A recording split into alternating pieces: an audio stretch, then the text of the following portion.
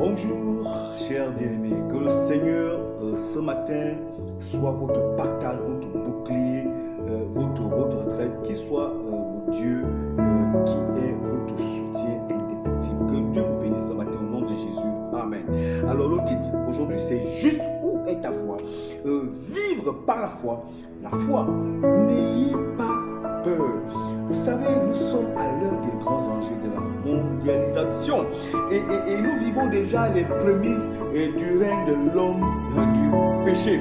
Alors, le coronavirus teste grandeur nature qui vise à créer une réaction, à voir, à tester si aujourd'hui il est maintenant possible de donner un ton, une voix et que tous les pays du monde entier s'arriment et ça, comment dire, se mettent au pas et obéissent à l'ordre mondial.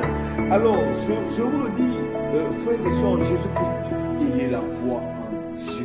Ayez la foi en Jésus-Christ. Vous savez, il est écrit dans le livre de Jean, chapitre 14, verset 1, que votre cœur ne se trouble point. Croyez en Dieu et croyez en moi. Je suis venu, faire revivre la foi qui était certainement oubliée ou dormante en vous. Alors, Ésaïe, chapitre 8, verset 12, nous dit ceci. N'appelez pas conjuration ce que ce peuple appelle conjuration. Ne craignez pas ce qu'il craint et ne soyez pas effrayés. Alors, toujours dans le cas de raviver la foi, de ranimer la foi, de réveiller la foi qui était dormante en vous. Voici, il est écrit dans le livre de Psaumes, chapitre 33, verset 18 à 19.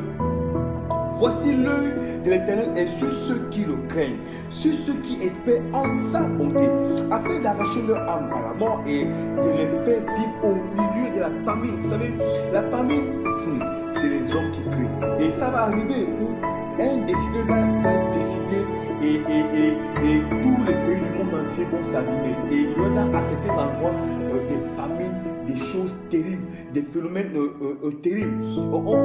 Il y a la main de l'homme invisible qu'on appelle l'éminence grise. Alors, Psaume 34, verset 8, dit ceci. Je continue d'encourager l'église. L'ange de l'Éternel campe autour de ceux qui le craignent et il les arrache du danger. Pourquoi craignez-vous? Où est votre foi? Mon bien-aimé, ranime ta foi ce matin. Alors, Psaume 91, à partir du verset 1, que vous connaissez, que nous connaissons tous, que je vais relire ce matin. Qu'est-ce qu'il dit? Il a dit ceci, que celui qui demeure sous l'abri du Très-Haut repose à l'ombre du Tout-Puissant. Je dis à l'Éternel, mon refuge et ma forteresse, mon Dieu à qui je me confie, car c'est lui qui te délivre du filet de l'oiseleur, de la peste et de ses ravages. Il te couvrira de ses plumes et tu trouveras un refuge sous ses ailes. Sa fidélité est un bouclier et une cuirasse. Verset 5. Tu ne craindras ni la terreur, ni les terreurs de la nuit, ni la flèche qui vole de jour, ni la peste qui marche dans les ténèbres, ni la contagion qui frappe en plein midi. Que 1000 tombent à ton côté et 10 000 à ta droite, tu ne seras pas atteint et jamais atteint. Où est ta foi, bien-aimé? Reviens et crois que le Seigneur Jésus est vivant. Il a dit que mon Père agit jusqu'aujourd'hui, moi aussi j'ai agi. Alors, voici cette parole encore qui va t'encourager à croire que Dieu est puissant, il est vivant, il est près de toi. Aujourd'hui, il est écrit dans le livre Psaume 121, verset, à partir du verset 1, que je lève les yeux vers les montagnes, d'où me viendra le secours. C'est nous, quand les situations sont compliquées.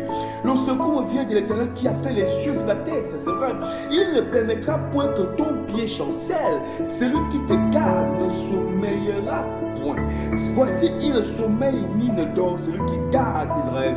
Celui qui garde, et tu dis ton prénom. Alors, l'Éternel est celui qui te garde. L'Éternel est ton ombre à ta main droite.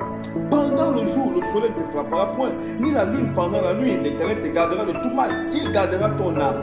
L'Éternel gardera ton départ et ton arrivée dès maintenant et à jamais.